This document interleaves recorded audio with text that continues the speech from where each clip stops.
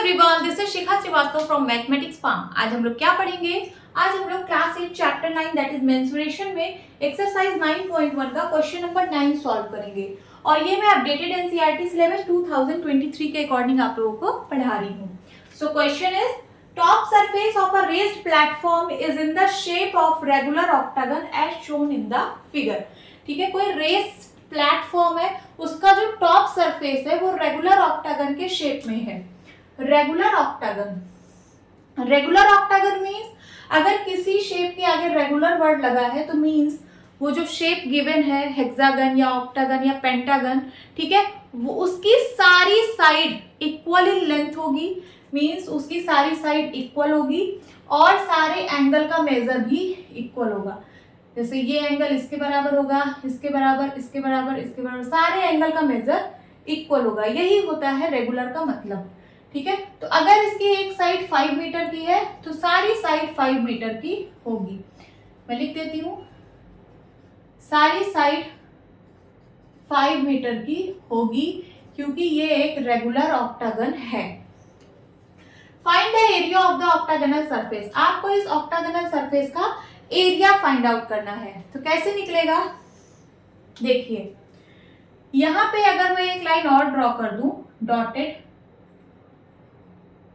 तो ये कैसा शेप बन गया? ये एक रेक्टेंगल बन गया कि नहीं? रेक्टेंगल बन गया कि नहीं? बन गया।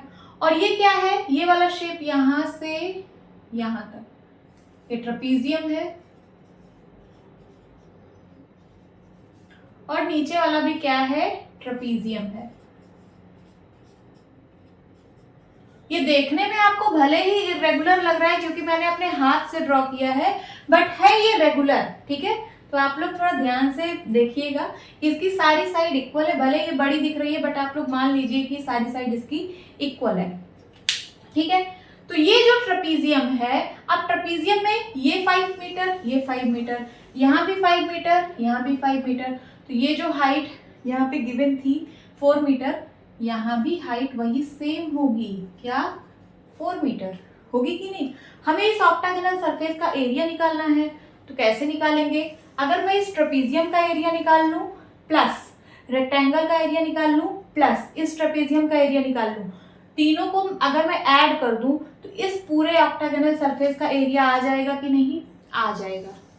एक चीज और, इस जो ट्रेपीजियम का एरिया आएगा वही सेम इस ट्रेपीजियम का एरिया आएगा क्योंकि ये रेगुलर ऑक्टागन है। तो मैं बार बार ना निकाल के एक निकाल लेती हूँ और मैं उसका डबल कर देती हूँ। ठीक है, क्योंकि यहाँ दो ट्रेपीजियम है तो एक का एरिया निकाल के डबल कर दो, है ना, तो दोनों का आ जाएगा। और इसका एरिया निकालना है रेक्टेंगल का। तो चलिए निकालते हैं। Area of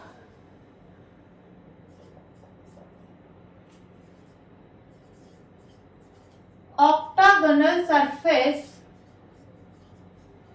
is equals to क्या होगा? एरिया ऑफ रेक्टेंगल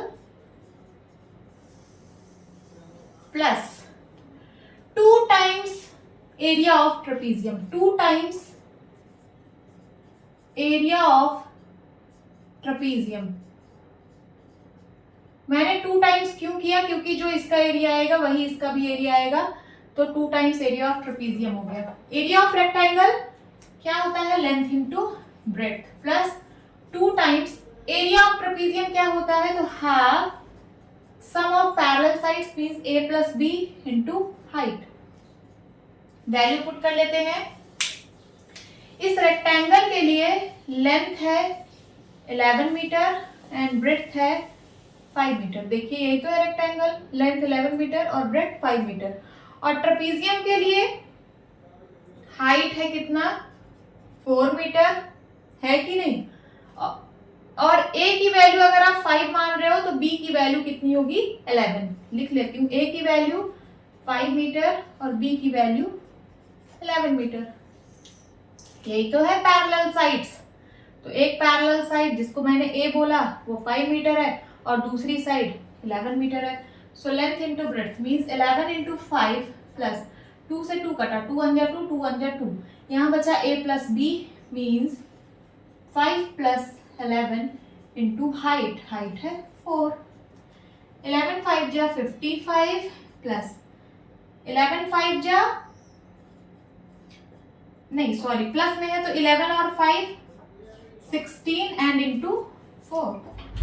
55 प्लस 16 4 जा 64, ऐड कर लीजिए 5 4 9 एंड 6 5 11। ये आ गया आपका एरिया ऑफ ऑक्टागोनल सरफेस। और इसकी यूनिट किसमें आएगी, तो यहाँ पे सब कुछ मीटर में गिवन है, तो ये आएगा किसमें, मीटर स्क्वायर में। This is your answer. Hope students आपकी क्लास अच्छी लगी होगी। मिलती हूँ अपनी नेक्स्ट वीडियो में, तब तक के लिए bye bye and take care.